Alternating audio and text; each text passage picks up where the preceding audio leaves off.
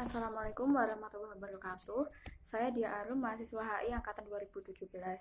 Dalam video ini saya akan menjelaskan review sebuah video mengenai Cina dan demokrasi untuk memenuhi tugas mata kuliah politik dan pemerintahan Tiongkok.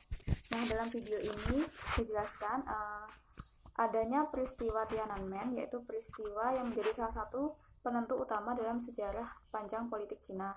Hal ini menunjukkan bahwa pemerintah Cina bukan pemerintah yang terbuka terhadap ide-ide demokrasi. Nah, dalam peristiwa Tiananmen ini mengajarkan adanya dua hal. Yang pertama, rakyat Cina tidak selamanya tunduk pada kepemimpinan penguasa dan menuntut adanya perbaikan. Yang kedua, pemerintah Cina melihat peristiwa tersebut sebagai bentuk penentangan terhadap legitimasi politik mereka. Yang kemudian ada partai berkuasa di Cina yang terbagi menjadi dua kelompok, yaitu kelompok liberal dan yang kedua kelompok garis keras atau tidak menyukai demonstran. Dan kemudian memenangkan adalah dari kelompok garis keras. Nah, dampak sistem politik Cina yaitu sampai sekarang belum menjadi sistem politik terbuka. Nah, yang kemudian ada aspek demokrasi yang bisa ditemukan dalam perjalanan sejarah dan budaya Cina, misalnya yang dikenal dengan istilah Tianming, yang artinya setiap kaisar atau pemimpin partai berkuasa di Cina, mereka mempercayai memiliki mandat dari dewa yang mempunyai kekuatan yang paling tinggi bahwa mereka berhak untuk memerintah. Tetapi jika mereka menjalankan sesuatu yang keliru, maka Tianming bisa dicabut. Nah, hal ini mirip dengan prinsip demokrasi.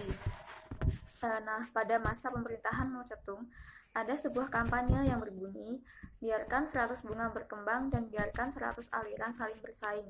Tujuannya untuk memberikan kritik kepada pemimpin partai, tetapi akhirnya tidak diteruskan. Dan kemudian pada masa pemerintahan Tang Xiongping tahun 1978 adanya Tembok Demokrasi, yaitu sebuah tempat di mana orang bebas berorasi untuk mengkritik pemerintah.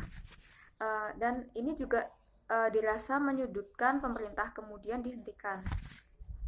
Nah, hingga saat ini Cina masih sulit menjadi negara demokrasi. Tetapi jika Cina ingin menjadi negara demokrasi, maka demokrasinya akan terbina dengan demokrasi Barat. Nah, sekian dari penjelasan review saya.